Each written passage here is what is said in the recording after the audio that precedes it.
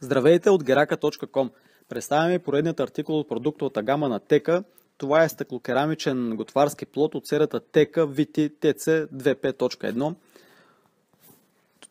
Плотът е със сензорно управление, има звукова сигнализация, независимо програмиране на всяка зона, има дигитално програмиране на времето за готвене, има хронометър с звукова аларма, има функция максимално нагряване, автоматично връщане на желаната по-ниска степен, блокировка на управлението за по-голяма безопасност, автоматично изключване при покриване или замърсяване на контролния панел, има две готварски зони с различна големина, една двойна зона, една единична, индикатор за остатъчна топлина, максималната мощност на артикула е 3 кВт, има автоматично изключване за безопасност, както и скосени краища, може би на видеото забелязвате, те се наричат фасети и в предната и в задната част.